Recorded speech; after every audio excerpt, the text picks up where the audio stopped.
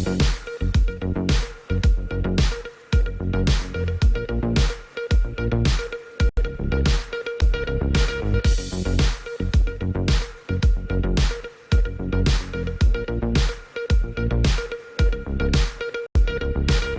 के समाचारों के प्रायोजक हैं खेमचंद पहलवान, पूर्व सदस्य उत्तर प्रदेश कांग्रेस कमेटी। नमस्ते, आप देख रहे हैं एमडी न्यूज। एमडी न्यूज के मेरदर्शन बुलेटिन में आप सभी का स्वागत है। आज के बुलेटिन के साथ मैं हूं निशा। खबरों को स्टार्ट करने से पहले दिन भर की खबरों को लेकर के आपको थोड़ी सी जानकारी देती चलूं। आज हिंदी दिवस है और जगह जगह पर हिंदी दिवस के उपलक्ष्य में कार्यक्रमों का आयोजन किया गया।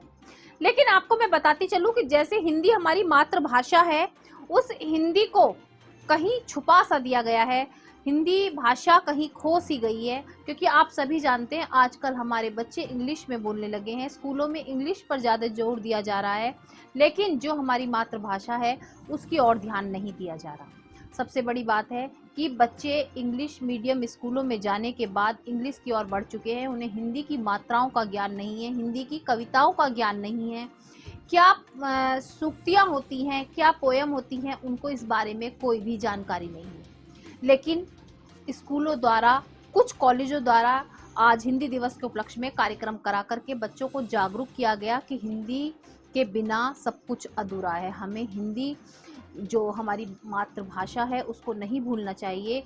हम इंग्लिश में पढ़ें या फ्रेंचाइज पढ़ें या कोई भी भाषा का ज्ञान हमें हो, लेकिन अपनी हिंदी को हमें नहीं भूलना चाहिए। क्योंकि हम सब भारतवासी हैं और भारतवासियों की पहचान ही मातृभाषा से है। तो आगे मैं आपको बताती चलूँ, जहाँ स्कूलों में कार्यक्रम किए गए आगे मैं आपको खबरों में दिखाऊंगी। साथ साथ ये भी बताती चलूँ कि महिलाएं आज भी सुरक्षित नहीं हैं। एक कह सकते हैं कि घर में रहने वाली महिलाओं पर अत्याचार हो रहे हैं, तो मैं आपको लगातार दिखा रही हूँ। लेकिन समाज सेविका जो कांग्रेस की नेत्री हैं और कांग्रेस में किसी पद पर हैं, उनके साथ भी उनके पड़ोसियों ने अभद्र व्यवहार किया, मारपीट की, गाली गलौज की, यहाँ तक ही नहीं उनके कपड़े तक फाड़ दिए। आज वो इंसाफ के लिए एसएसपी कार्यालय पहुंची, ये भी मैं आगे आपको दिखाऊंगी। साथ साथ हर जगह पर कार्यक्रमों का आयोजन किया गया। आज चौधरी चरण सिंह विश्वविद्यालय में भी मातृभाषा को लेकर के कार्यक्रम किया गया। साथ साथ पत्रकारिता विषय को लेकर के वहां पर फिल्में बनाई जाएंगी, उसके बारे में भी जानकारी दी गई प्रेस वार्ता के माध्यम से। दूसरी ओर आपको ये भी बताती चलूं, जहां रामलीला महोत्सव बहुत जल्दी शुरू होने वाला है। जी हाँ, रामलीला महोत्सव को लेकर के तैयारियां पूरी हो चुकी हैं। तो आज प्रेस वार्ता के माध्यम से रामलीला छावनी के सभी पदाधिकारियों द्वारा, कार्यकर्ताओं द्वारा एक प्रेस वार्ता का आयोजन किया गया और पूरी जानकारी दी गई कि किस तरीके से शिव बारात निकाली जाएगी, किस दिन क्या कार्यक्रम किया जाएगा, पूरी रामलीला डिजिटल होगी और किस तरीके से प्रतिदिन कार्यक्रमों को किया जाएगा। तो जुड़े रहे मेरदर्शन के साथ, देखते रहे मेरदर्शन। सबसे पहले नजर डालते हैं आज की हेडलाइंस पर, जिसके प्रायोजक हैं जूम डिजिटल मूवी वर्ल्ड। मेरदर्शन समाचारों के इस भाग के प्रायोजक हैं खेमचंद पहलवान, पूर्व सदस्य उत्तर प्रदेश कांग्रेस कमेटी व अध्यक्ष गांधी मार्ग व्यापार संघ मेरठ। थाना नौचंदी क्षेत्र के शास्त्री नगर सेक्टर 13 में बाइक सवारों ने एक युवक को मारी गोली। मौके पर पहुंची पुलिस, मुकदमा कराया दर्ज। सूचना के अनुसार पति पत्नी में चल रहा था विवाद। पहले भी कई बार ऐसी घटनाएं आई सामने। शासन द्वारा बिना अनुमति, बिना रजिस्टर्ड चल रहे मदरसों का सर्वे अभियान हुआ शुरू। जगह जगह मदरसों में जाकर किया जाएगा सर्वे, लिया जाएगा जायजा। 25 अक्टूबर तक शासन को तैयार कर भेजी जाएगी लिस्ट। जिला अल्पसंख्यक कल्याण अधिकारी शैलेश राय ने दी जानकारी। हिंदी एवं अन्य आधुनिक भारतीय भाषा विभाग तथा भारतीय भाषा संस्कृति एवं कला प्रकोष्ठ चौधरी चरण सिंह विश्वविद्यालय द्वारा हिंदी दिवस के अवसर पर भारत में हिंदी की स्थिति परिचर्या का किया गया आयोजन। आए हुए सभी अतिथियों ने हिंदी भाषा को लेकर रखे अपने अपने विचार। कहा, हिंदी दिवस मनाने के साथ साथ हमें हिंदी को स्वावलंबी बनाने का करना चाहिए प्रयास, तभी होगी हिंदी भाषा विकसित। कोशिश सामाजिक संगठन द्वारा आज हिंदी दिवस के उपलक्ष्य में बच्चा पार्क पर एकत्रित होकर हिंदी भाषा के प्रति सभी को जागरूक किया गया। सभी की जागरूकता बढ़ाने के लिए बताया गया कि हिंदी भाषा की ओर हमें आगे बढ़ना चाहिए, युवा पीढ़ी को जागरूक करना चाहिए, हमें अपने बच्चों को भी हिंदी भाषा के प्रति जागरूक करना चाहिए। Digambar Jain girls inter college में हिंदी दिवस के उपलक्ष्य में कार्यक्रमों का किया गया आयोजन। छात्राओं द्वारा कविता पाठ, सूक्ति पाठ, दोहा पाठ कर आए हुए अतिथियों को किया गया मंत्रमुग्ध एवं पैकिंग प्रतियोगिता के माध्यम से छात्राओं ने दिखाई अपनी बहुमुखी प्रतिभा। कार्यक्रम में आए गणमान्य अतिथि कविवर डॉक्टर हरिओम पवार, डॉक्टर सुमनेश सुमन ने छात्राओं का किया उत्साहवर्धन। घर के बाहर गाड़ी खड़ी करने को लेकर विवाद ने लिया बड़ा रूप। शास्त्री नगर निवासी समाज सेविका कांग्रेस नेत्री रीना शर्मा के साथ पड़ोसियों ने की गाली गलौज, मारपीट, किया अभद्र व्यवहार। रीना शर्मा ने थाना नौचंदी क्षेत्र में पहुंच कराई कंप्लेंट, अभी तक नहीं हुआ मुकदमा दर्ज। आज कांग्रेस के कार्यकर्ताओं के साथ रीना शर्मा पहुंची एसएसपी कार्यालय, इंसाफ की लगाई गुहार। कहा पड़ोसियों के खिलाफ की जाए जल्द से जल्द कार्रवाई, दिलाया जाए उनको इंसाफ। रामलीला कमेटी मेरठ छावनी द्वारा आज प्रेस वार्ता का किया गया आयोजन, जिसमें रामलीला के शुभारंभ के साथ साथ प्रत्येक दिन के कार्यक्रम की दी गई जानकारी। 24 सितंबर को निकाली जाएगी भगवान शंकर की भव्य तरीके से बारात। 25 सितंबर से श्री राम कला केंद्र द्वारा प्रशिक्षित कलाकारों की टीम द्वारा की जाएगी रामलीला। ड्रोन कैमरे की सहायता से आकाश में उड़ते नजर आएंगे हनुमान जी।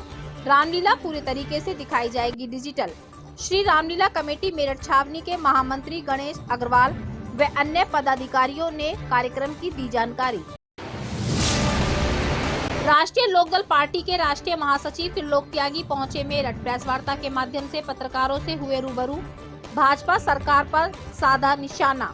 कहा बढ़ती महंगाई व बेरोजगारी के कारण आम जनता का जीवन हुआ बद से बदतर। प्रेस वार्ता में पूर्व क्षेत्र अध्यक्ष यशवीर, जिलाध्यक्ष मतलूब, प्रदेश प्रवक्ता सुनील रोहटा, नरेंद्र खजूर, विनय मल्लापुर, सर्वेश पुंडीर, मुकेश जैन सहित लोकदल पार्टी के सभी कार्यकर्ता व पदाधिकारी रहे मौजूद। चौधरी चरण सिंह विश्वविद्यालय के तिलक पत्रकारिता जनसंचार स्कूल में 30 अक्टूबर को नवांकुर त्रि फिल्म महोत्सव किया जाएगा आयोजित, जिसके संबंध में प्रेस वार्ता का किया गया आयोजन। दिए गए कुछ टॉपिक्स के आधार पर 5 मिनट व 15 मिनट 2 श्रेणियों में तैयार की जाएंगी फिल्में। दोनों कैटेगरी में प्रथम, द्वितीय व सांत्वना पुरस्कार में नगद राशि देकर किया जाएगा पुरस्कृत।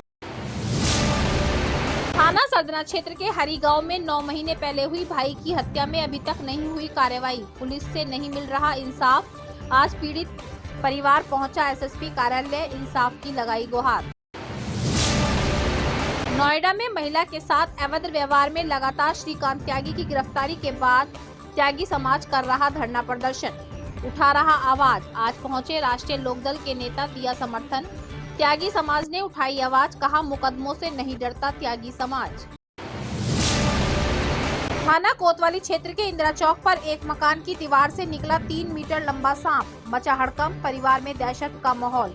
आसपास के लोगों ने सपेरे को बुलाकर काफी मशक्कत के बाद पकड़वाया सांप। वेस्टर्न रोड स्थित गुरु तेग बहादुर पब्लिक स्कूल में अंतर सदनीय क्रिकेट टूर्नामेंट का किया गया आयोजन। मुख्य अतिथि एसपी ट्रैफिक जितेंद्र कुमार श्रीवास्तव एवं विशिष्ट अतिथि DIOS राजेश कुमार द्वारा किया गया टूर्नामेंट का उद्घाटन। 10-10 ओवर के टूर्नामेंट में महाराजा रणजीत सिंह हाउस ने मारी बाजी। विशिष्ट अतिथि राजेश कुमार DIOS द्वारा विजयी टीम को ट्रॉफी देकर किया गया सम्मानित। जनपद संबल के तहसील चंदौसी में चल रहे गणेश मेले के नटराज मंच पर स्टडी सेंटर के तत्वाधान में नृत्य प्रतियोगिता का किया गया आयोजन। कार्यक्रम में नगर के नन्हे मुन्ने बच्चों ने अपनी नृत्य कला का प्रदर्शन कर बिखेरा जलवा, सभी को किया मंत्रमुग्ध। प्रतियोगिता में स्थान पाने वाले बच्चों को किया गया पुरस्कृत। बहजोई के MJM एकेडमी के बच्चों ने प्रतियोगिता में प्रथम स्थान प्राप्त कर जीता पुरस्कार। अब खबरें विस्तार से। सबसे पहले आपको बताती चलूं, हिंदी दिवस के उपलक्ष्य में आज चौधरी चरण सिंह विश्वविद्यालय में हिंदी विभाग द्वारा एक वार्तालाप का आयोजन किया गया। जी हां, वार्तालाप का मुख्य विषय था भारत में हिंदी भाषा की विशेषता या क्या स्थान है, किस तरीके से हिंदी भाषा को पहचाना जा रहा है। तो उसी को लेकर के आए हुए अतिथियों ने अपने अपने विचार रखे कि कहीं ना कहीं हिंदी भाषा लुप्त सी होती जा रही है। बच्चे जो आगे बढ़ रहे हैं, नई पीढ़ी के बच्चे हिंदी को भूल सा गए हैं। उसको लेकर के सभी ने अपने अपने विचार प्रकट किए। साथ साथ उन्होंने कहा कि अगर हमें हिंदी को बढ़ावा देना है तो हिंदुत्व को बढ़ाना होगा। अपने अंदर संस्कारों के साथ साथ हमें हिंदी की जानकारी पूरी होनी बहुत जरूरी है। विज्ञान भी, वाणिज्य भी, जिनको ये माना जाता है कि ये हिंदी में नहीं पढ़ाए जा सकते, मुझे डीन एकेडमिक्स के रूप में मिला अटल बिहारी वाजपेयी हिंदी विश्वविद्यालय। मुझे बहुत सारी बातें हिंदी के विषय में, हिंदी के प्रति मैंने बीए तक हिंदी पढ़ी है। अब वायु विज्ञान से संबंधित जो एरोनॉटिकल साइंस बोलते हैं जिसको, उन सबके पाठ्यक्रम में आती हूँ। हिंदी के ऊपर मैं बोलने के लिए कोई अधिकारी विद्वान या अधिकारी, देश का एकमात्र और पहला ऐसा विश्वविद्यालय है जिसमें सभी पाठ्यक्रम, आदरणीय कटारिया जी कार्यक्रम का कुशल संचालन कर रहे संकाय के आदरणीय अध्यक्ष श्रीमान प्रोफेसर नवीन चंद्र रही, ऐसी उर्दू भाषा के आदरणीय विभागाध्यक्ष प्रोफेसर और विश्वविद्यालय में स्थापित संस्कृत विभाग के समन्वयक के रूप में उत्तर प्रदेश संस्कृत संस्थान के माननीय अध्यक्ष माता सरस्वती से सम्मानित की सहयोगी भाषा और बहुत लंबे समय तक। डॉक्टर आरती राणा है और मैं हिंदी विभाग में शिक्षक हूँ। आज हमारे यहाँ पे हिंदी दिवस के अवसर पर हिंदी का कार्यक्रम है और इस आज के जो हमारे कार्यक्रम का विषय हमने रखा है वो है भारत में हिंदी की स्थिति। और इसमें हमारे विश्वविद्यालय से और संस्कृत संस्थान के जो अध्यक्ष हैं प्रोफेसर वाचस्पति मिश्र वो आए हुए हैं हमारे यहाँ, और प्रोफेसर पवन शर्मा जो राजनीति विज्ञान विभाग से हैं वो हमारे यहाँ अतिथि हैं। प्रोफेसर असलम जमशेदपुरी जो उर्दू डिपार्टमेंट के अध्यक्ष हैं वो हमारे यहाँ अतिथि हैं। डॉक्टर प्रवीण कटारिया हैं जो आज के कार्यक्रम के संयोजक हैं, और आज के कार्यक्रम के अध्यक्ष हमारे हिंदी विभाग के अध्यक्ष और कला संघ का अध्यक्ष प्रोफेसर नवीन चंद लोहनी हैं। आज के कार्यक्रम का विषय हमने भारत में हिंदी की स्थिति इसलिए रखा है कि विश्व स्तर पर तो हम लोग हिंदी के बारे में बातचीत काफ़ी समय से करते आ रहे हैं, और विश्व स्तर पर हमारे यहाँ भारतीय सरकार भी विश्व हिंदी सम्मेलन कराती है, बहुत बड़ी बड़ी संगोष्ठियों का आयोजन भी होता है देश विदेश में। हमारे जो संस्कृति संस्थान हैं वो देश में भी और विदेश में भी काफ़ी कार्यक्रम करते हैं। लेकिन हम लोग जहाँ बड़े स्तर पर हिंदी की स्थिति की बात आती है तो हमेशा ये कहा जाता है कि भारत में हिंदी की स्थिति क्या है, आप पहले उस पर विचार कीजिए। तो उसी संदर्भ में आज हमारी जो संगोष्ठी है, वार्ता है, उसका विषय हमने भारत में हिंदी की स्थिति रखा है। तो भारत में हिंदी की क्या स्थिति है, हम भारतीय लोग हिंदी को किस रूप में ग्रहण करते हैं, किस रूप में हम उसे अपने निजी जीवन में, अपने ऑफिशियल जीवन में, अपने व्यावसायिक जीवन में, अपने पारिवारिक जीवन में हम उसका इस्तेमाल कर रहे हैं। आज हम लोग उस सब पे चर्चा करेंगे। वहीं आपको बताती चलूं, सदर स्थित Digambar Jain girls inter college में भी आज हिंदी दिवस के उपलक्ष्य में कार्यक्रमों का आयोजन किया गया। छात्राओं द्वारा दोहा पाठ, सूक्ति पाठ, सोरठा पाठ किए गए और आए हुए अतिथियों को मंत्रमुग्ध किया गया। छात्राओं द्वारा जो हिंदी का वाचन करते हुए कविताएं सुनाई गई, वाकई में ही बहुत सुंदर तरीके से कविता पाठ किया गया। आए हुए अतिथियों ने सभी छात्राओं का उत्साहवर्धन करते हुए उनका आभार व्यक्त भी किया।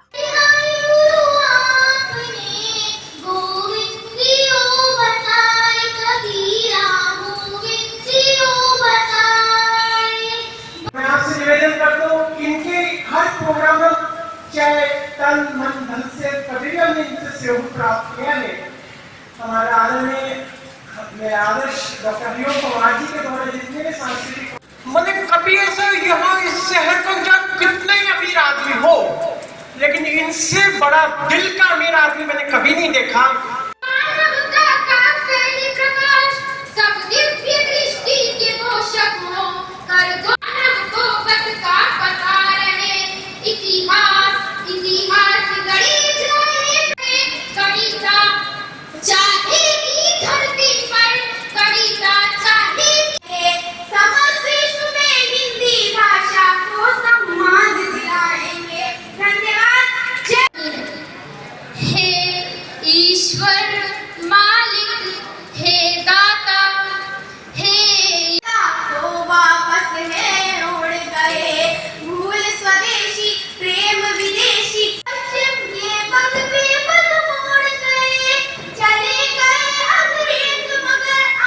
मैं दीप्ति राघव, प्रधानाचार्य दिगंबर जैन। आज हिंदी दिवस के अवसर पर राष्ट्रीय कवि मेरठ के गौरव श्री हरिओम पवार जी और उनके साथ श्री सुमनेश सुमन जी विद्यालय प्रांगण में पधारे हैं। यह हमारे लिए बहुत ही हर्ष का और गर्व का विषय है और हमें उनसे आशीर्वाद प्राप्त हो रहा है हिंदी दिवस के दिन। हमारे लिए इससे बड़े सौभाग्य की बात कोई और नहीं हो सकती। जहां हिंदी दिवस के उपलक्ष्य में कॉलेज और स्कूलों द्वारा पहल की जा रही, तो वहीं आपको बताती चलूं संगठनों द्वारा भी सभी को जागरूक किया जा रहा है कि हिंदी हमारी मातृभाषा है, इसको हमें आगे बढ़ाना है, इसको लुप्त नहीं होने देना, क्योंकि हम सब भारतीय हैं। तो वहीं आपको बताती चलूं कोशिश समाज संगठन द्वारा आज बच्चा पार्क पर एकत्रित होकर जागरूकता अभियान चलाया गया, जिसमें सभी को जागरूक किया गया कि हिंदी के लिए कि हम सब जो है एक ही हिंदुस्तान में रहते हैं और हमारी मातृभाषा हिंदी है जो कहीं लुप्त हो रही है, उसको हमें फिर से अपने भारत में अपने बच्चों में संस्कार के रूप में डालना है और उसे लुप्त नहीं होने देना। इसको लेकर के सभी को जागरूक किया गया। हिंदी का सम्मान, देश का सम्मान। हिंदी हमारी जान है, देश की पहचान है। हिंदी हमारी जान है, देश की पहचान है। हिंदी हमारी जान है, देश की पहचान है। हिंदी हमारी जान है, देश की पहचान है। हिंदी हमारी जान है, देश की पहचान है। हिंदी का सम्मान, देश का सम्मान, देश का सम्मान। हिंदी का सम्मान, देश का सम्मान। हिंदी का सम्मान, देश का सम्मान। हिंदी हमारी जान है, देश की पहचान है। हिंदी हमारी जान है, देश की पहचान है। हिंदी हमारी जान है, देश की पहचान है। हिंदी हमारी जान है, देश की पहचान है। हिंदी हमारी जान है, देश की पहचान है। हिंदी हमारी जान है, देश की पहचान है। हिंदी हमारी जान है, देश की पहचान है। हिंदी हमारी जान।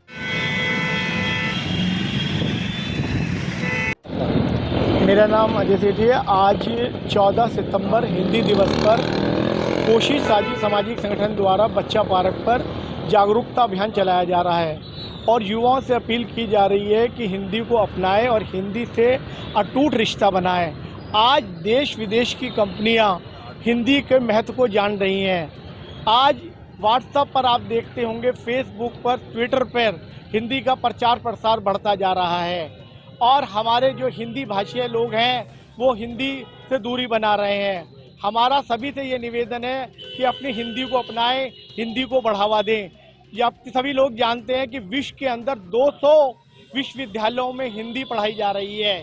हिंदी हमारी विश्व की तीसरे नंबर पर बोले जाने वाली भाषा है। तो आज हम सब लोग यहाँ पर सभी से निवेदन कर रहे हैं कि हिंदी को बढ़ावा दें, हिंदी को बढ़ावा दें, हिंदी को बढ़ावा दें। अब मैं आपको बताती चलूं सरकार द्वारा मदरसों के सर्वे का जो है आदेश दिया गया है और जगह जगह पर जहां भी मदरसे हैं जो सरकार के बिना रजिस्ट्रेशन के चल रहे हैं उनका सर्वे किया जा रहा है। कुछ बिंदु गठित किए गए हैं जिन बिंदुओं को लेकर के मदरसों में जाया जाएगा, हर मदरसे का सर्वे किया जाएगा, पूरी जानकारी ली जाएगी और 25 अक्टूबर तक पूरी लिस्ट तैयार करके शासन को भेजी जाएगी। जिलाधिकारी द्वारा टीम भी गठित कर दी गई है जो टीमें सर्वे करेंगी और जगह जगह मदरसों में जाकर के 11 बिंदु निर्धारित किए गए हैं जिन बिंदुओं पर कार्य किया जाएगा। उसी को लेकर के आज हमारी टीम जो है अल्प विभाग अधिकारी से मिली और उनसे पूरा जायजा लिया कि क्या ऐसा मन में मतलब कौन सी बिंदु हैं, कौन से पॉइंट ऐसे बनाए गए हैं जिनको लेकर के मदरसों का सर्वे किया जाएगा। लेकिन उससे पहले मैं आपको बताती चलूं हमारी टीम मदरसों में भी पहुंची और वहां पर जो इमाम है, जो मौलवी है, जो पढ़ाई करा रहे हैं उनसे भी थोड़ी सी जानकारी ली। तो थोड़ा सा मैं आपको बताती चलूं उन्होंने क्या कहा। उनका कहना था सर्वे करना कोई गलत बात नहीं है, सर्वे तो करना बहुत अच्छी बात है, लेकिन अगर सरकार द्वारा बता दिया जाता तो शायद बहुत अच्छे से सर्वे किया जा सकता था कि किस पॉइंट को लेकर के सर्वे किया जा रहा है, उसी पॉइंट पर ज्यादा ध्यान दिया जाता। दूसरी ओर कहा गया कि बहुत से मदरसे बिना सरकार से पैसा लिए कार्य को कर रहे हैं, बिना सरकार से पैसा लिए बच्चों को तालीम दे रहे हैं, तो वो तो सरकार को सपोर्ट कर रहे हैं, लेकिन उसके बाद भी उनको गलत क्यों बताया जा रहा है। ये सरकार की कहीं ना कहीं कह सकते हैं अनदेखी नीति है जो उन और ध्यान नहीं दे रहे, लेकिन फिर भी सभी सर्वे के लिए तैयार हैं। तो देखिए कि क्या कहा वहां पर मदरसों के इमाम ने और अधिकारियों ने। ये जो चीजें चल रही हैं, आजकल सर्वे का मामला चल रहा है, यूपी में खासतौर पर सर्वे की शुरुआत हो गई है और रिपोर्ट जो कमेटी बनाई गई है, इससे मुताबिक जो जानकारियाँ हैं वो मदरसों के मुंतज़मीन हैं उनको कितनी हैं, या फिर कहीं पर कुछ ऐसी जानकारियाँ हैं मुबहम करने वाली हालात हैं, या फिर वो क्या सोच रहे हैं इस बारे में, ताउन कर रहे हैं मदरसे, या फिर उनके अंदर एक डर व खौफ है, क्या लेके क्या चीज़ें? देखिए, मदारिस इस्लामिया की जो खिदमात इस मुल्क में रही हैं, तारीख़ गवाह है। मुल्क की आज़ादी से लेकर अब तक मदारिस ने जो खिदमात की हैं इस मुल्क की फ़लाह व बहबूद के लिए, वो किसी से ढका छुपा नहीं है। एक बहुत अहम रोल हमारे उलमा ने और हमारे तलबा ने अदा किया है। और जहाँ तक सर्वे का मामला है, ठीक है, हम सर्वे के कोऑपरेशन के लिए बिल्कुल तैयार हैं। हमारे पास सारी चीज़ें मौजूद हैं, जो वो पॉइंट्स उनके हैं उसके लिए हम बिल्कुल तैयार हैं। लेकिन अगर सोच सकारात्मक है, पॉजिटिव है, तो सर्वे में कोई हर्ज की बात नहीं है।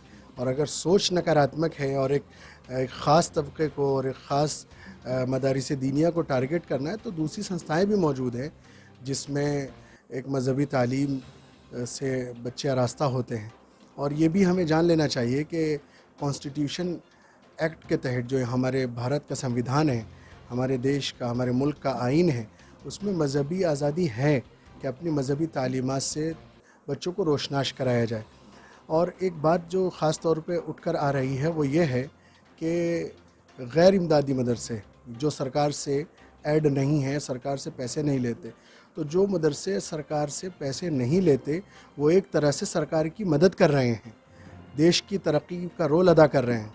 वो इस वजह से कि जो बच्चे यतीम हैं, गरीब हैं, जिनके पास पढ़ने की सलाहियत नहीं है, जिनके माँ बाप के पास ये सलाहियत नहीं कि वो अखराजात उठा सकें उनको, तो ये जो गैर इमदादी मदारिस हैं, ये उन बच्चों को लाकर उनके मुस्तक़बिल को संवारने का काम करते हैं, उनके मुस्तक़बिल को रोशन करने का काम करते हैं, उन्हें तालीम से आरास्ता कराते हैं। और जब तालीम से बच्चे आरास्ता होंगे तो जाहिर सी बात है वो बच्चा तालीम याफ्ता होगा तो मुल्क की फ़लाह व बहबूद और अपने समाज की तरक्की के बारे में ही सोचेगा। ये एक बड़ा रोल है कि हम सरकार की मदद कर रहे हैं और देश हित में, मुल्क की तरक्की में काम कर रहे हैं। अगर सोच सकारात्मक है तो बेहतर है।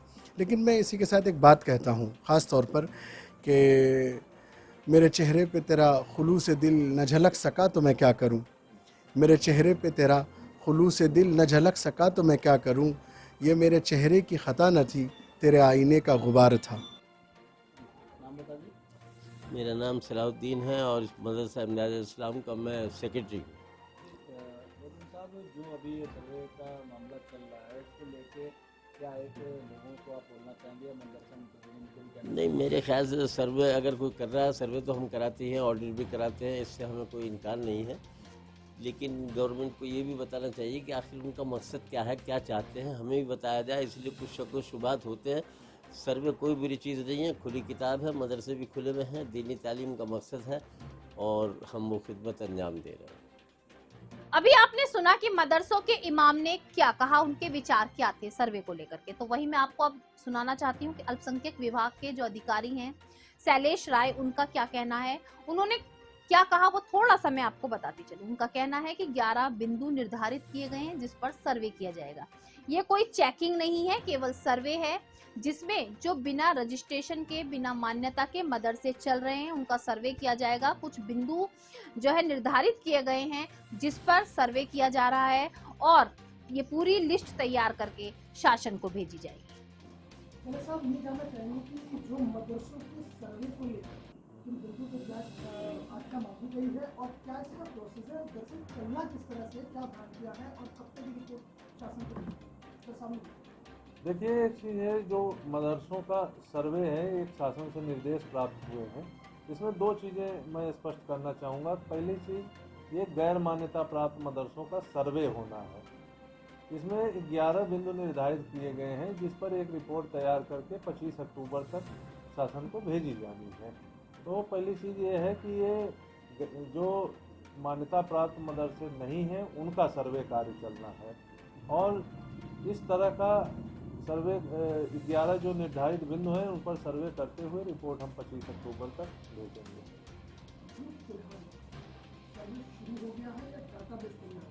देखिए, दो चीज़ें हैं। जिलाधिकारी महोदय द्वारा सर्वे हेतु टीम गठित कर दी गई है। उसमें संबंधित तहसील के उप जिलाधिकारी हैं, जिला बेसिक शिक्षा अधिकारी हैं और जिला अल्पसंख्यक कल्याण अधिकारी हैं।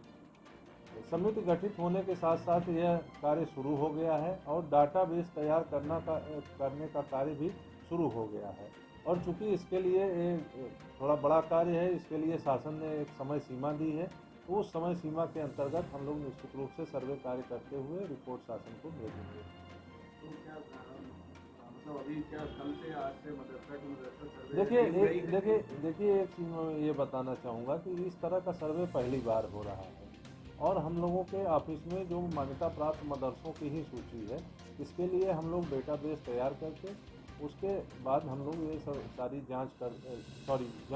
सर्वे करते हुए 11 बिंदुओं पर रिपोर्ट हम शासन को भेजते हैं। एक चीज़ और है कि जो बहुत सी भ्रांतियाँ हैं और इसकी वजह से जो मदरसा मुंतज़मीन हैं या जो वहाँ के जिम्मेदार हैं, कई ऐसे हैं जिनको जानकारी ही नहीं है, उनको ये लग रहा है कि पता नहीं किस तरह की जाँच होगी, तो उसमें कई ऐसी बातें सामने आ रही हैं कि बहुत से कह रहे हैं हम नहीं करवाएंगे या इस तरह की चीज़ें आ रही हैं, तो उन लोगों से कैसे आप जो है पहली चीज़ ये है कि जो शासन से निर्देश प्राप्त हुए हैं वो सर्वे के निर्देश हैं। सर्वे और जांच में अंतर होता है। सर्वे क्या है कि जो वस्तु स्थिति है उसके अनुसार जो 11 बिंदु दिए गए हैं, क्या स्थिति है, बस उसकी रिपोर्ट शासन को भेजी जानी है। बाकी अगर किसी तरह की अगर भ्रांति है तो वो गलत है। बस शासन से जो निर्देश प्राप्त हैं वो केवल गैर मान्यता प्राप्त मदरसों के सर्वे के निर्देश प्राप्त हैं, जिसमें 11 बिंदु हैं, जिसमें मदरसे से संबंधित विवरण हैं, वो सारी चीज़ें भेजी जाती हैं। ऐसे लोगों से आप अपील भी करेंगे कि मतलब उसमें सर्वे में सपोर्ट करें, क्योंकि बहुत से ऐसे बिल्कुल हम आपके चैनल के माध्यम से भी ऐसे लोगों से, ऐसे सभी मदरसों से हम जो है अपील करना चाहेंगे कि ये कार्य है, एक डेटाबेस तैयार करने का कार्य है, इसमें आप सहयोग करें। इसमें किसी प्रकार की अगर कोई भ्रांति फैलाता है तो उस पर आप ध्यान न दें। क्या किसी मदरसा संचालक का फोन किया है आपके पास? नहीं, इस संबंध में हमारे पास कोई ऐसा फोन नहीं है। अब मैं आपको बताती चलूं कि घर से बाहर जब हम निकलते हैं तो हम ये सोचकर निकलते हैं कि सुरक्षित अपने घर पहुंच सकेंगे, लेकिन आज के समय में घर पर सुरक्षित जब तक हम ना पहुंच जाएं, जब तक सुरक्षित नहीं है। जी हाँ, आज आपको बताती चलूं शास्त्री नगर से 2 घटनाएं सामने आई। पहली घटना आपको बताती चलूं, शास्त्री नगर एल ब्लॉक में कुछ बाइक सवारों ने एक व्यक्ति को गोली मार दी। गोली मारकर व्यक्ति की हत्या कर दी गई। मौके पर पुलिस पहुंची। पुलिस पूरी जांच में लगी हुई है। जांच के अनुसार बताया जा रहा है कि जो इस तरीके की घटना हुई है ये पहले भी हो चुकी है। पति पत्नी का विवाद काफी समय से चल रहा है और जो बाइक सवार युवक थे अभी उनकी जो है जानकारी नहीं मिली है कि वो कौन युवक थे, लेकिन पुलिस द्वारा मुकदमा दर्ज कर दिया गया है और तलाश जारी।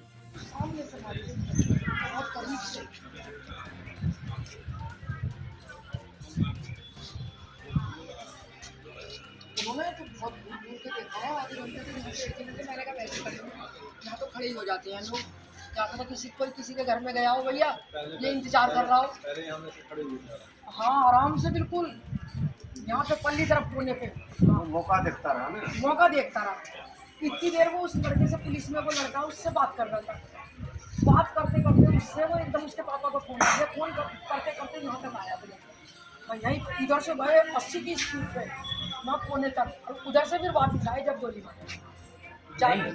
पहले सीधे गए बकरी वाली के वहाँ तक, फिर उधर से पलट के आए।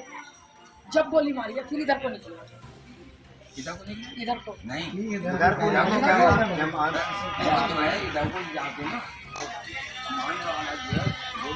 सेक्टर 13 में एक युवक की हत्या की गई है, क्या प्रोफाइल है और क्या पूरी घटना सामने आई है? थाना नौचंदी के अंतर्गत एक व्यक्ति अपने घर के बाहर फोन से बात कर रहे थे, तभी 2 लोगों के द्वारा उनके ऊपर फायर किया गया और आस पड़ोस के लोगों के द्वारा जो घायल थे उनको अस्पताल पहुंचाया गया, जहां उनकी मृत्यु हुई। इस पूरे प्रकरण में जो मृतक हैं प्रदीप नाम के व्यक्ति हैं, इनकी उम्र 28 वर्ष है और इनके सबसे जो बड़े भाई हैं उनकी मृत्यु पूर्व में दुर्घटना में हो चुकी है और उनकी पत्नी है वो इनके साथ रहती थी। और पूर्व में इनके द्वारा लिसाड़ी गेट के अंतर्गत अपने जो साले हैं, जो इनके वर्तमान में जो महिला रहती है, इनके जो भाई हैं, उसके ऊपर धारा 307 के अंतर्गत मुकदमा पंजीकृत कराया गया था और उस वक्त भी इनके ऊपर हमला किया गया था और इसमें जो घरेलू विवाद इनका सामने आया था। तो इस तरह के जो कारण इसमें नज़र आ रहे हैं और जो तहरीर है वो परिजनों से प्राप्त की जा रही है और मृतक का जो शव है वो पोस्टमार्टम के लिए भेज दिया गया है और जल्दी इसमें मुकदमा पंजीकृत किया जाएगा और साथ ही साथ इसमें जो अभियुक्त है उसको भी गिरफ्तार कर लिया जाएगा। कोई सर सीसीटीवी आसपास में खंगाली गई है? आसपास पुलिस के द्वारा इसमें 4 टीमें लगाई गई हैं, उसमें जो 2 टीमें वो सीसीटीवी खंगाल रही हैं और कुछ सीसीटीवी फुटेज हमको प्राप्त हुई है और जल्दी इनको पकड़कर गिरफ्तार किया जाएगा। वहीं अब मैं दूसरी शास्त्री नगर की खबर की ओर आपको ले चलती हूँ कि महिलाएं कहीं भी सुरक्षित नहीं हैं। महिलाओं के साथ अत्याचार नहीं रुक रहे हैं। क्या अपना मकान बनाकर रहना गुनाह है? जी हाँ, आज मैं आपको बताना चाहूंगी एक ऐसी महिला जो समाज सेविका भी हैं और कांग्रेस की नेत्री भी हैं, कांग्रेस में किसी पद पर कार्यरत भी है, समाज सेविका भी हैं, रीना शर्मा, जो शास्त्री नगर सेक्टर 6 में अभी 4 महीने से अपना नया मकान बना करके उसमें रह रही हैं। लेकिन उनका कहना है कि जब से वो मकान में आई हैं तब से पास में रहने वाले जो पड़ोसी हैं उनको काफी परेशान कर रहे हैं। उनको गाड़ी नहीं खड़े करने दी जाती अपने घर के बाहर, उनके घर के बाहर गाड़ी खड़ी कर दी जाती है, कूड़ा डाल दिया जाता है और हद तो जब हो गई जब वो अपने घर पहुंची और पड़ोसियों द्वारा उन पर हमला बोल दिया गया। पड़ोसियों, उनका कहना है कि पड़ोसियों ने गाली गलौज की, उन पर हमला बोला और साथ साथ उनके कपड़े तक फाड़ दिया। आप खुद सोच सकते हैं कि एक महिला के साथ कितनी अभद्रता की गई होगी। उन्होंने साफ साफ जो है आज एसएसपी कार्यालय पहुंचकर इंसाफ की गुहार लगाई। उनका कहना है कि उन्हें काफी समय से परेशान किया जा रहा था लेकिन अभी तक बात मुंह से चल रही थी। 2 व्यक्तियों ने उनको पकड़ा और 2 ने उनके साथ मारपीट की। उनकी सोने की चैन जो गले में पहनी हुई थी वो भी छीन ली गई। उनके कपड़े फाड़कर उनको नग्न अवस्था में कर दिया गया, जिससे वो नौचंदी थाने पहुंची कंप्लेंट कराने के लिए। उनका मेडिकल तो कराया गया लेकिन उनका मुकदमा दर्ज नहीं किया गया। आज वो कांग्रेस के कार्यकर्ताओं के साथ एसएसपी कार्यालय पहुंची। रीना शर्मा ने इंसाफ की गुहार लगाई। उनका कहना है कि जल्द से जल्द उनके पड़ोसियों के खिलाफ कार्रवाई की जाए और उनको इंसाफ दिलाया जाए। सबसे बड़ा उनका कहना यह है कि अगर ऐसे जो कर्मठ महिला हैं, जो कार्यकाजी महिला हैं और राजनीति से जुड़ी महिला हैं, उनके साथ ऐसा व्यवहार किया जाएगा तो आम महिलाओं के साथ कैसा होता होगा। तोड़ लिया, ये मौजूद हुए पड़ोसन, इन्होंने मुझे छुटाया, मेरे पड़ोसियों ने, इन्होंने हाथ पकड़े उनके। मैं चाहती हूँ मुझे इंसाफ चाहिए। जब हम जैसी महिलाओं के साथ में हो रहा था, आम महिला के साथ में क्या होगा बताइए? धमकियाँ देते हैं, कुछ और घटना घट गई तो उसका जिम्मेदार कौन बनेगा?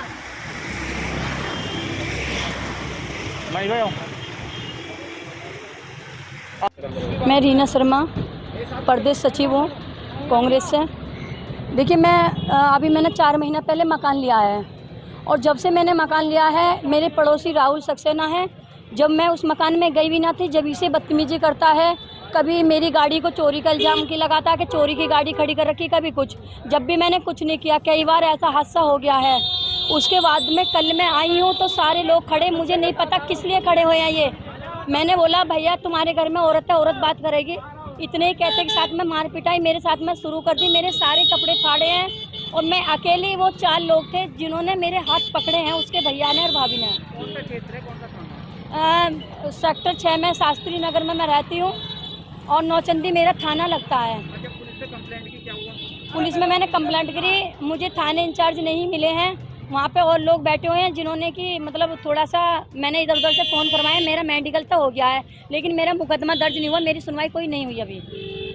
बढ़ती महंगाई और बढ़ती बेरोजगारी सभी के लिए परेशानी का मुद्दा बन चुकी है और इसी को लेकर के राजनीतिक पार्टियां आगे आ रही हैं, संगठन आगे आ रहे हैं और आवाज उठा रहे हैं कि बढ़ती महंगाई पर रोक लगाई जाए क्योंकि आम जनजीवन काफी त्रस्त हो चुका है।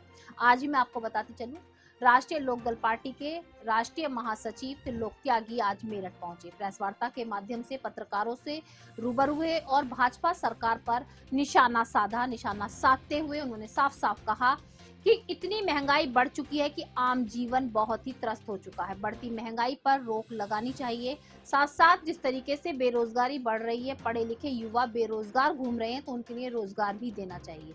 इसको लेकर के आज उन्होंने प्रेस वार्ता के माध्यम से अपने विचार रखे। लोग हैं जो मिड डे मील बांट रहे हैं, ये भी पता होना चाहिए। क्या मदरसे की अगर बात करें गन्ने के भुगतान की, तो मेरठ मंडल की अगर खाली बात करें तो यहीं का 1350 करोड़ लगाया है। ये देखिए पत्र में इन्होंने दोबारा पूरे प्रदेश में पूरे प्रदेश में हजारों करोड़ बकाया है। योगी जी जब पावर में आए थे इन्होंने कहा कि 14 दिन में हम निपटा देंगे।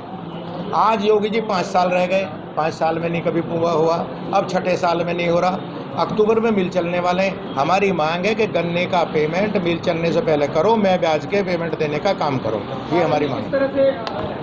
हम इसमें कमिश्नरी में जो केन कमिश्नर है उसको बात करेंगे।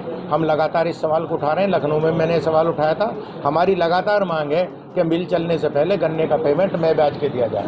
सही होता है। अभी आपने कहा कि मदरसों की उसका सर्वे करवा रहे हैं, आपने उस पर 100 प्रश्न उठाए और आप बेसिक स्कूलों की बात कर रहे थे। क्या आपके और हमारे बच्चे बेसिक स्कूलों में जा रहे हैं? ग्रामीण जनता के जो बच्चे हैं वो ग्रामीण तो सीधे साधे होते हैं, आपको हम अपने बच्चों को भेज रहे हैं सुधार के? नहीं, मैं बताऊंगा आपको। आप ये कह रही हैं कि हम पहले अपने बच्चों को उन स्कूलों में भेजें जहाँ ना टीचर है ना श्यामपट है। सरकार ना श्यामपट लगाएगी, ना टीचर भेजेगी, ना स्कूल। क्या कर रहा है शिक्षा मंत्री? क्या कर रहा है प्रदेश का मुख्यमंत्री? क्या कर रहे हैं? वो को घास छील रहे हैं। उनका काम नहीं है स्कूलों को देखें, जांच करें कि वहाँ नहीं है। और मेरा आरोप है, मेरा शहर के लिए नहीं है, गांव के गरीब किसान और मजदूर लुट रहे हैं, उनके बच्चे नहीं जा रहे हैं स्कूलों में। वो जितने पब्लिक स्कूल खुल गए हैं उसमें बच्चे पढ़ रहे हैं। मैं कह रहा हूँ लूट हो रही है इस पर। ये शिक्षा माफिया पनप रहा है और ये योगी जी की नाक के नीचे पनप रहा है। मैं पूछना चाहता हूँ शिक्षा मंत्री क्या कर रहे हैं? वो क्यों नहीं जाते गांव-गांव प्राइमरी स्कूल का, जूनियर हाई स्कूल का, और जो माध्यमिक शिक्षा है वो चौपट हो गई है। इलाहाबाद बोर्ड चौपट हो रही है, उस पर कोई चर्चा नहीं है। हिंदू मुस्लिम, हिंदुस्तान पाकिस्तान, हिंदुस्तान मुसलमान, इसी पर राजनीति करोगे? भारत में जो शिक्षा विधि है उसको दुरुस्त करो, चाहे वो मदरसा हो चाहे स्कूल हो। सर, बेसिक शिक्षा विभाग की अगर बात करें तो पूरे प्रदेश में अब तक 60% किताबें स्कूलों में नहीं पहुंची। हाँ, बिल्कुल सही, आपने सही सवाल उठाया। ये सरकार ऐसी निकम्मी है कि 3 महीना हो गया बच्चों को किताबें नहीं मिली हैं। बात करते हैं, अरे भाई मदरसों की जांच कर रहे हो, पहले किताब तो भिजवा दो। प्राइमरी स्कूलों में, जूनियर हाई स्कूलों में किताब तो भिजवा दो। मैं इसलिए कह रहा हूँ कि देखिए ये कुछ नहीं करते हैं। जैसे जैसे 24 का चुनाव आएगा फिर वही भावना भड़काएंगे, फिर सवालों को घेर के ले जाएंगे। ये सवालों को हिंदू मुसलमान पे ले जाएंगे, हम सवालों को सिद्धांतों पे ले जाएंगे। हम चाहते हैं कि चाहे हिंदू का बच्चा हो, चाहे मुसलमान का बच्चा हो, चाहे किसान का बच्चा हो, चाहे किसी का, उसको क्वालिटी एजुकेशन मिले। और क्वालिटी एजुकेशन सबसे कम जो मिल रही है वो किसान के, गांव के, गरीब के और किसान के बच्चों को मिल रही है, चूँकि प्राइमरी एजुकेशन ठप हो गई है, वहाँ पर कोई नहीं है। अब मैं आपसे सवाल खड़े करूँगा तो कई सवाल हो जाएंगे। जो प्राथमिक उपचार केंद्र हैं, जच्चा बच्चा केंद्र है, उनमें घास खड़ी है, वहाँ पर डॉक्टर नहीं जाती है। औरतें अपना इलाज कराने को नर्सिंग होम में आ रहे हैं। नर्सिंग होम किनके हैं? अब इन पर बड़ी बहस हो जाएगी कि किन लोगों के हैं। चौधरी चरण सिंह विश्वविद्यालय के जनसंचार एवं पत्रकारिता स्कूल द्वारा 30 अक्टूबर को नवल 3 जो फिल्म है उनका आयोजन किया जा रहा है, जिसको लेकर के मैं आपको थोड़ी सी जानकारी बताती चलूं। आज प्रेस वार्ता के माध्यम से जानकारी दी गई कि 5 मिनट और 15 मिनट 2 श्रेणियां रखी गई हैं। ये फिल्में बताई जाएंगी, फिल्में तैयार की जाएंगी। कुछ टॉपिक दिए गए हैं जैसे आज़ादी का अमृत महोत्सव, महापुरुष, या कोई भी ऐसे बहुत सारे टॉपिक दिए गए हैं जिस पर 5 मिनट और 15 मिनट की छोटी छोटी फिल्में तैयार की जाएंगी। फिल्में तैयार करने के बाद 30 अक्टूबर को उनका प्रदर्शन किया जाएगा। जो भी फिल्म प्रथम, द्वितीय या सांत्वना स्थान पर आएगी उनको नगद पुरस्कार राशि दे करके सम्मानित भी किया जाएगा। तो उत्साह बढ़ाने के लिए बहुत अच्छी पहल की गई है और तीसरी बार इस तरीके का आयोजन किया गया है ताकि सभी के अंदर छुपी हुई प्रतिभा को बाहर निकाला जा सके। छिपाई चीजों को सामने लाया जाए। जिस विभाजन की विषय हमने विशेष में रखा है, तो विभाजन के दौरान जो हुआ है वो वास्तविकता में सामने आए, ऐसा कुछ करने का इस फिल्म महोत्सव के माध्यम से प्रयास हम लोग कर रहे हैं। पुरस्कार राशि इसमें रखी गई है दोनों श्रेणियों का। आप मैंने प्रेस विज्ञप्ति में भी लिखा है 21,000 रुपये हम देंगे जो हमारी 5 से 15 मिनट की फिल्मों वाला श्रेणी है। प्रथम पुरस्कार प्राप्तकर्ता को, द्वितीय पुरस्कार प्राप्तकर्ता को 11,000 रुपये और 3 कंसोलेशन प्राइज रखते हैं, सांत्वना पुरस्कार रखते हैं, उनको हम 11,1100 रुपये देंगे। ठीक इसी तरह दूसरी श्रेणी जो है उसमें हमने इसी तरह से उसमें भी क्या है, प्रथम स्थान प्राप्तकर्ता को 11,000 रुपये और द्वितीय स्थान प्राप्तकर्ता को 5100 रुपये और 3 जो सांत्वना पुरस्कार हैं उसको उनमें 11,1100 रुपये दिए जाएंगे। धनराशि के अतिरिक्त उनको एक प्रमाण पत्र और सम्मान पत्र भी दिया जाएगा। साथ ही उनको इस बात के लिए भी हम लोग प्रेरित करेंगे कि आने वाले समय में वो कुछ ऐसी और फिल्में तैयार करें जिससे समाज में कुछ जागरूकता का अभियान हम लोग चला सकें। ये उद्देश्य इसका मूल रूप से है। सर एक तो अपना नाम बता दीजिए, आज जो ये प्रेस वार्ता की गई है किस उपलक्ष्य में की गई, क्या? मेरा नाम डॉक्टर मनोज कुमार श्रीवास्तव है। आज की जो प्रेस वार्ता थी, ये हम नामांकुर तृतीय फिल्म फेस्टिवल का आयोजन 30 अक्टूबर 2022 को करने जा रहे हैं और ये आयोजन तिलक पत्रकारिता एवं जनसंचार स्कूल तथा मेरठ चलचित्र सोसाइटी के संयुक्त तत्वावधान में होगा। इसमें 2 कैटेगरी बनाई गई हैं, एक 5 मिनट की और एक 5 से 15 मिनट की। दोनों कैटेगरीज में पुरस्कार भी वितरित किए जाएंगे। जो प्रथम आएगा उसको दोनों कैटेगरी में, मतलब जो 5 मिनट तक की कैटेगरी है उसमें हम 11,000 रुपये का प्रथम पुरस्कार देंगे, जो 15 मिनट की है उसमें 21,000 रुपये का प्रथम पुरस्कार देंगे। और इसके साथ ही जो विषय रखे गए हैं वो सामाजिक समरसता है, आज़ादी का अमृत महोत्सव है, आपका राष्ट्रीय एकता है, ऐतिहासिक स्थल हैं, ऐतिहासिक महापुरुष हैं, ये आज़ादी का अमृत महोत्सव है, राष्ट्र, इस तरीके के विषय रखे गए हैं जो कि विद्यार्थियों के लिए काम करना, जिन पर बहुत अच्छा वो काम कर सकेंगे और अच्छा काम करने के साथ ही साथ उनमें उत्साह उत्पन्न होगा और वो इन विषयों पर जो फिल्में बनाएंगे वो निश्चित ही तौर पर राष्ट्र के लिए, समाज के लिए एक प्रेरक का कार्य करेंगी। ये हम लोगों का उद्देश्य है। जाता है कि वर्ष 1960 से जारी श्री रामलीला अयोध्यापुरी मैदानी मैदान में हर वर्ष आयोजित होती है। इस आयोजन को 63 वर्ष हो गए हैं। यह आयोजन भव्य रूप से मनाया जाता है। इसके लिए हमारी टीम का गठन हुआ।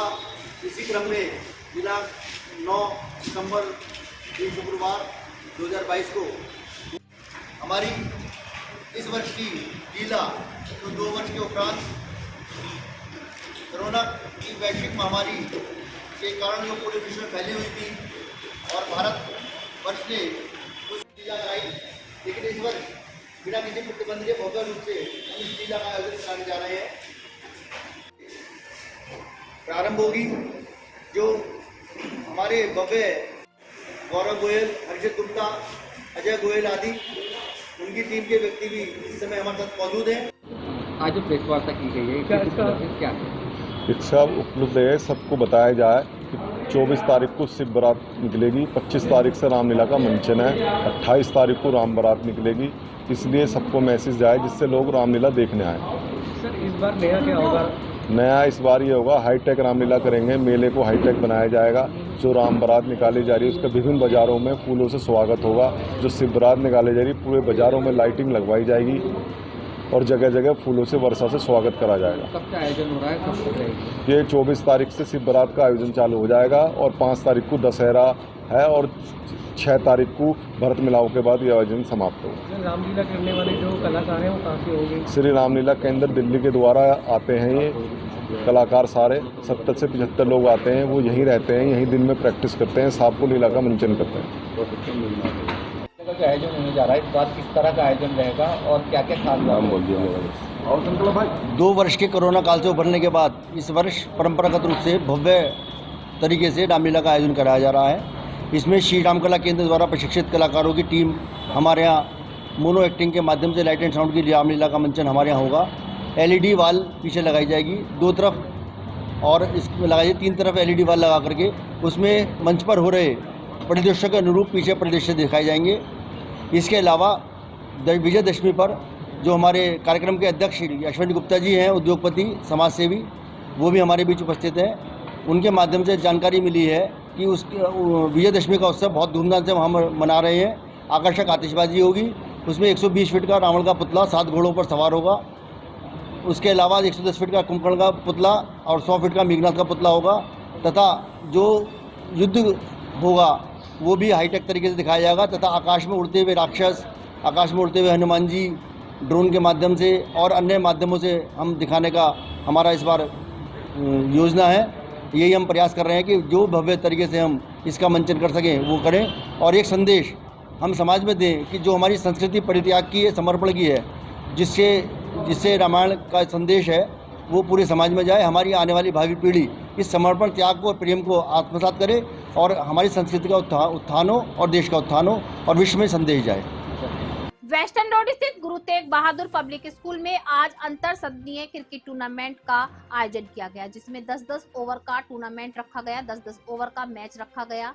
कई हाउस ने इसमें भाग लिया और सभी ने अपना जमकर प्रदर्शन दिखाया। जी हाँ, अच्छी बॉलिंग की गई, अच्छी बैटिंग की गई, जिससे वहां पर छात्रों का जो उत्साह था वो निखर रहा था। आए हुए अतिथियों ने छात्रों के प्रदर्शन को देखकर उनकी काफी सराहना की। साथ साथ मैं आपको बताती चलूं, स्कूल के प्रधानाचार्य करमिंदर सिंह ने भी छात्रों के उत्साह को देखकर उनके कार्य की सराहना करते हुए, उनके गेम की सराहना करते हुए कहा कि आगे आने वाले समय में बहुत अच्छी टीम तैयार होगी, जो अपने स्कूल के साथ साथ अपने मेरठ शहर का, अपने देश का नाम रोशन करेगी। वहाँ जहाँ उसी स्कूल की गुरुनानक स्कूल की एक टीचर हमारे पास है।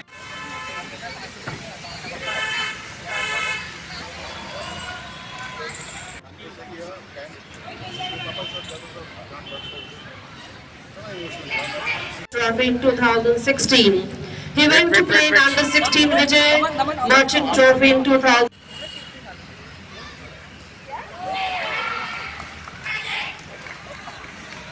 Also welcoming the chief guest and Daman. We wish both the teams the very best. The crews. Wait, sir. We are highly honored to have you here. Thank you. Today, the morning. His expertise and efficiency in the sport has got him much success and recognition in this short period.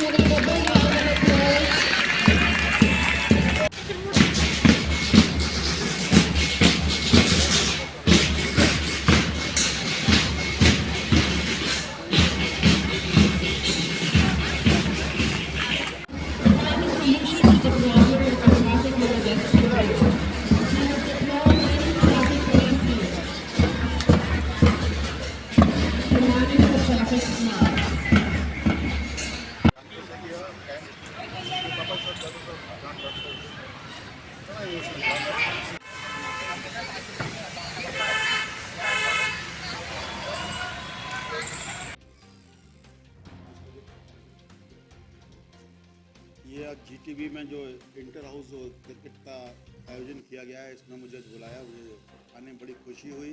Principal साहब ने जब invite किया था मेरे को, मैं बिल्कुल मना नहीं कर सका, मैं आ गया। बच्चों के बीच आके स्कूल्स में आके बहुत अच्छा लगता है, अपना बचपन याद आता है और मैं इस तरह के आयोजन के लिए इनको बार बार शुभकामना देता हूँ। इसके आयोजन होने चाहिए। बच्चों को पढ़ने के अलावा भी जो एक्स्ट्रा करिकुलर एक्टिविटीज़ हैं, स्पेशली स्पोर्ट्स, वैसे मेरठ में काफ़ी स्पोर्ट्स इवेंट्स होते रहते हैं और भी होने चाहिए, जिससे बच्चे स्वस्थ रहते हैं, उनका शरीर और मन दोनों स्वस्थ रहता है। इसलिए उनको पुनः एक बार बहुत बहुत धन्यवाद। अब नजर डालते हैं जिला संबल की खबरों पर।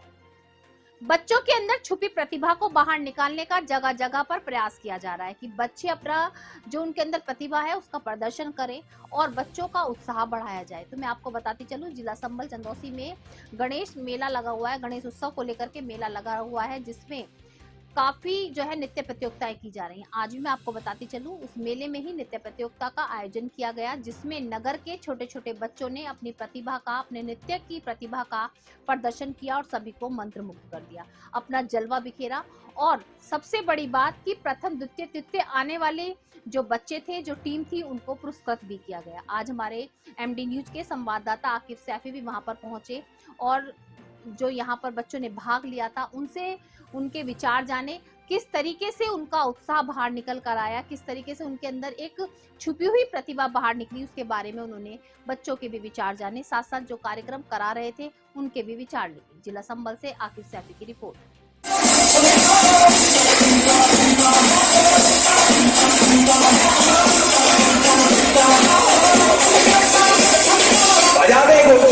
Old school hip hop banger. Hey you guys, going on the floor. Let's get dust until you walk the door.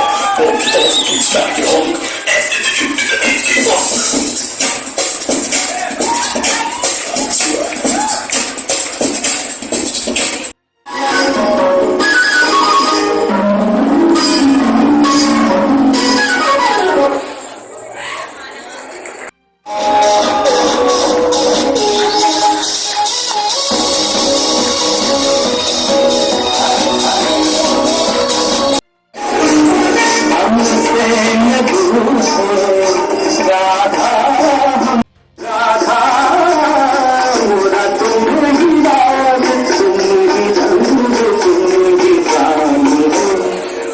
आज के मेरठ दर्शन बुलेटिन में बस इतना ही। तेज और ताजा खबरें जानने के लिए देखते रहिए मेरठ दर्शन।